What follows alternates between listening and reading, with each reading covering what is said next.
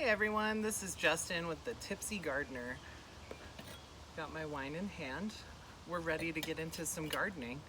I just wanted to share with you guys a little update on our salsa planter that we did in our first premiere video. We wanted to thank you guys all for subscribing and watching, and it's been a really fun and encouraging process, and we're looking forward to getting more comfortable and confident in front of the camera, as well as sharing more garden tips with you. Need some water. It's like super hot still. This is Daisy, the garden dog. She wanted to be in the video today too. And then I just wanted to get into some care tips with you. We're getting into the hot months of summer. As you can see, our little salsa moment is thriving. She looks great. We've got flowers coming on, which means we'll have fruit set soon. The pepper is also getting ready to flower, so she's doing great too. I did come in earlier this week and top off my planter with a little bit of Osmocote. You can find big bags like this at the hardware store or at Walmart. Sometimes they'll have a good price on it. And I like using this because it is an organic gardening approved fertilizer, and it's very easy to use. Gives you all the instructions on the back there. It also comes with like a little handy dandy, what do they call that? Fertilizer scoop. And so I just came in there, I did the dosage instructions as it prescribes on the back of the packaging. And it seems to be doing the trick. Things look very happy and healthy, but we had a very wet spring. David's showing you the salsa planter. It's so beautiful. Look at it. It's gorgeous. Cheers. Anyways, train of thought. Get back on process here. We had a really wet spring, which means that we are approaching a bug blow up. Like, it'll be bad, guys. Like, there's gonna be bugs, and you're gonna have to know how to deal with them. So I thought, oh, there's a rabbit. I have ADD tonight, I apologize. Anyways, bugs are gonna be really bad this year. So I'm gonna arm you and prepare you for how to battle those little suckers. I got this guy at the hardware store, the little spray bottle. These are awesome. You can pick them up. I think they were like around $7-8-ish. You're gonna wanna use Dawn dish soap, which is like 1 part, like a tablespoon. And then I add neem oil to that, which is a organic, it's like a herbal, what do they call this? An herbal extract. It's an oil. And what that does is it has like a stinky smell to it. It's not like the greatest smelling thing, but it works great. And that'll keep the bugs off.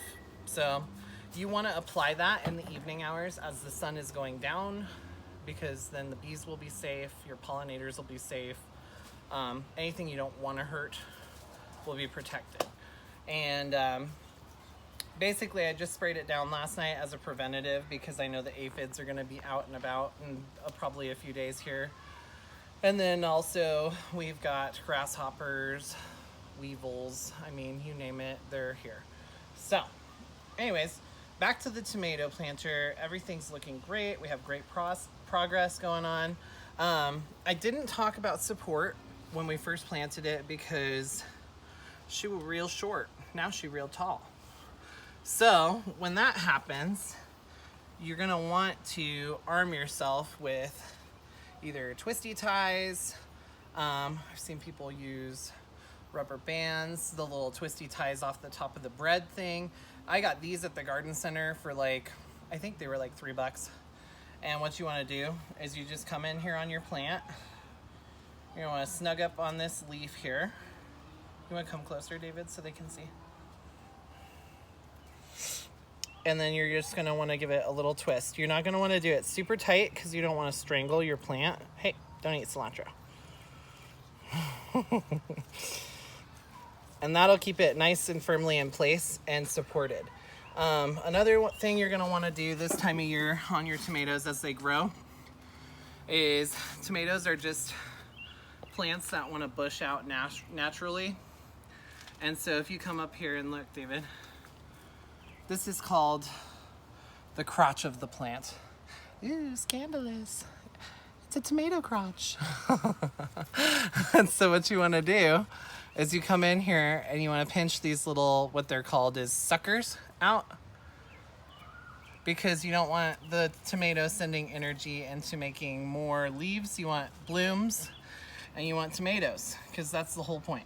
So there's a few of them on here. I'm just gonna rip them out.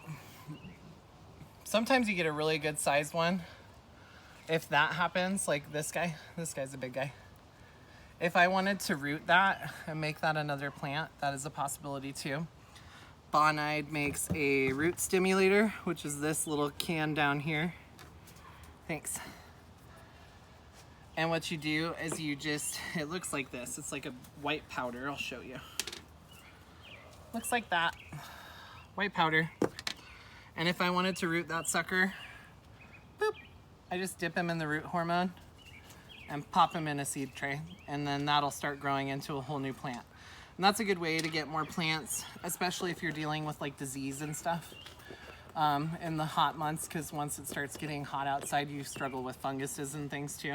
It's pretty much just like bugs, fungus, everything a gardener dreads happens in the summer months.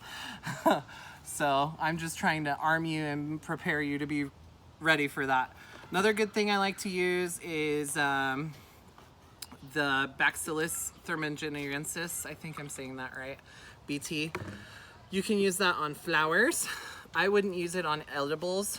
Some people do, but I don't. I just think it sounds sketchy. But I use this on flowers to keep the bugs off. And it's only gonna hurt things that eat the flowers. And you still wanna apply it in the evening hours so that when you get a really hot, sunny day, your flowers don't just scorch with all the oils and the insecticides that you're spraying. And these are all approved for organic gardening. So these are just a couple different products I like to use. There's a copper fungicide for like things like leaf curl, or like a fungicide. This one's a 3-in-1. It also has a miticide in it, and that'll take care of pretty much any insect problem that you're dealing with. Another thing you're gonna wanna remember to do for your salsa planter is you're gonna wanna feed it. I was saying I was using the Osmocote, but if you can't find Osmocote, Job's is another really good organic gardening fertilizer company, and they have a tomato specific feed. And what's different about this is it's gonna have more calcium in it. And what that does for you is it just gives your tomatoes an extra boost because they like a lot of calcium. Me, myself, I have chickens, and I just crush up the eggs, like the egg shells in the morning after I've made breakfast, and I apply those to the top layer of the soil, and eventually that calcium breaks down and leaches into the soil and feeds the plant naturally. That being said, to give you a good look at this, we've got our little nasturtium is going off there. Pepper, the marigolds are really starting to fill in. These are nice because they'll keep the bugs away too. And other than that, it's just been a really beautiful day, and I thought I would share some of that info with you. Thank you guys for watching. If you guys want to subscribe, we're going to be trying to do this on a weekly basis on, I think, Friday evenings, because I usually have a shorter day on Fridays and I get home early from my other big boy job. So that being said, thanks for watching. This has been the Tipsy Gardener. Cheers. Get out in your gardens, pour yourself a glass of wine, relax, and enjoy beauty of nature. Oh, also, I set up today in front of this beautiful clematis. I don't know the exact name of that one, but I thought she needed a little spotlight moment for you guys to enjoy her, because I've been enjoying her. So thanks for watching. This has been Justin. I hope you have a wonderful weekend. Have a happy Father's Day and happy Pride Month. Bye.